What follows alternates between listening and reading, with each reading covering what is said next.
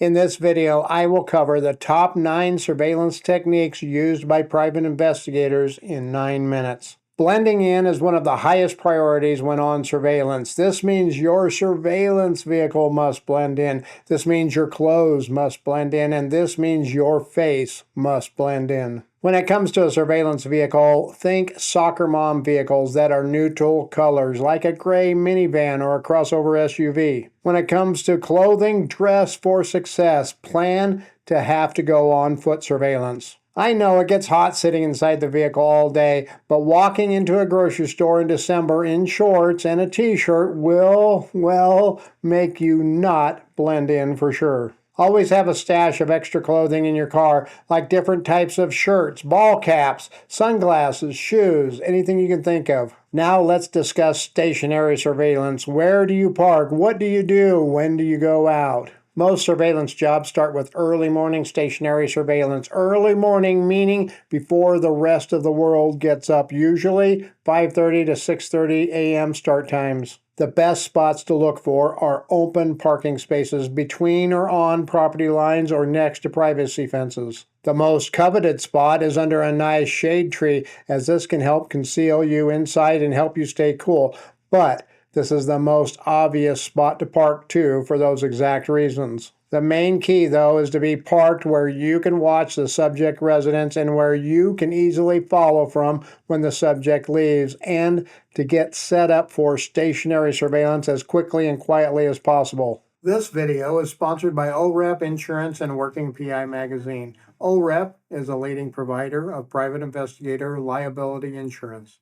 Visit orep.org for a quote today. This is why pre-surveillance research is so important. You need to do your homework before you head out. I always run a background on my subject so I know what vehicles they own, who else lives at the residence, do they have any criminal history I need to know about, and to see if I can find any work information. And I do a quick OSINT, open source intelligence investigation on my subject as well. When doing this, I am looking for photos of my subject, photos of their spouse, kids, their vehicles, and looking for interests that they have in activities that they may be involved in. As part of my pre-surveillance research, I also conduct a pre-surveillance recon on the residence, so I have a good idea of what it really looks like today. And I do that pre-surveillance recon run in the evening or in the early morning hours, so I know what possible spots will be available when I get there. Another thing I look for are nearby shopping centers, schools, parks, and other public areas that they may go to when they do go mobile. When your subject does go mobile, you need to be prepared.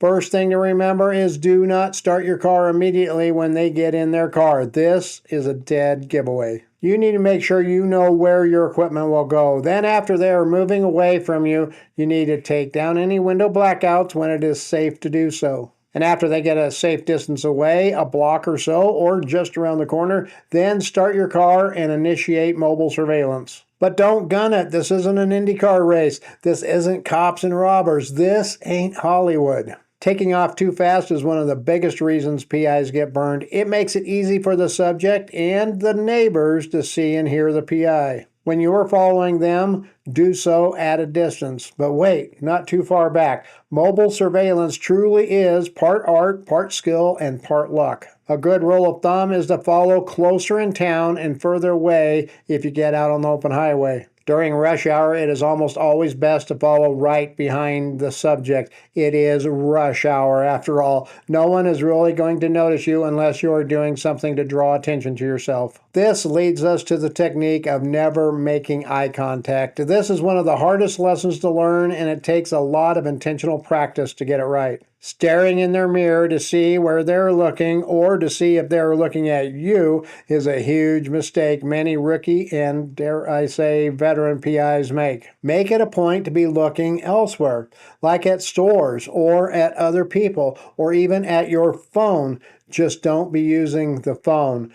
That is kind of illegal to do when driving these days. And no, eye contact is important too when on foot surveillance. It is even harder to not look them square in the eye when you pass them in an aisle. I always make it a point when on foot surveillance to stick to the rule of following at a distance. And if I have to pass them, I stop well ahead of time and start reading the back of some packages there as if I'm making a decision. Talking on or pretending to be talking on your phone is another great way to help avoid eye contact too. Really quick, if you would like to support the PI Guide channel, there's several things that you can do. You can go down and you can click the join button and you can check out our membership program right here on YouTube. Or you could just check out the QR code right here and you could buy me a cup of coffee. You see, you need to be able to anticipate the subject's actions ahead of time. This holds true for all modes of surveillance, stationary, mobile, or on foot. In order to do this, you need to be aware of your surroundings at all times and know what is in proximity to you.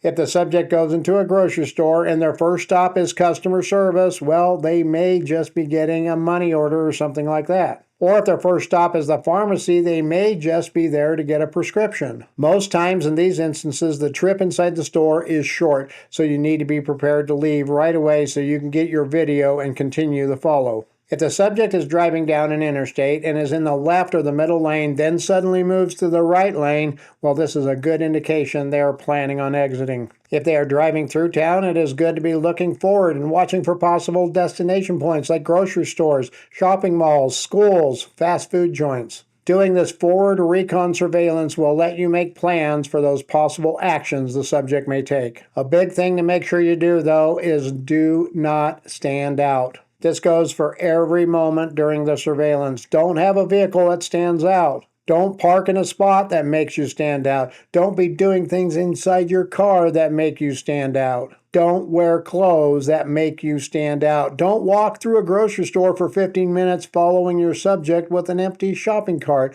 You will definitely stand out. Don't follow your subject into every store they go to at the shopping mall, and don't go into small stores like gas stations, convenience stores, or liquor stores. Now, I always have several changes of clothing in my surveillance box. I have long sleeve shirts, I have short sleeve shirts, I have t-shirts, I have baseball caps, sun hats, beanie caps, and different types of sunglasses. I keep tennis shoes, flip-flops, and boots in there too. And yes, I have jackets, hoodies, and coats as well. I am always ready to throw something on to help change my appearance and to help me fit into most locations that I may have to go. The biggest thing you need to make sure you do, though, is document everything. Yes, documentation does mean in your written report, but it also means with video and photo evidence as well. I am seeing individual testimony be challenged more and more these days, especially when there is no documentation. I include photos in almost every single report I make anymore, and I can get those photos by taking pictures or pull them from video. This type of documentation stops the second guessing of a PI's testimony pretty quick. There you go, folks. The top 9 surveillance techniques used by private investigators. Now, if you found value in this video, please hit that thumbs up, hit that subscribe button, click the join to learn how to become a channel member. And of course, you could buy me a cup of coffee if you want to support the PI Guide channel.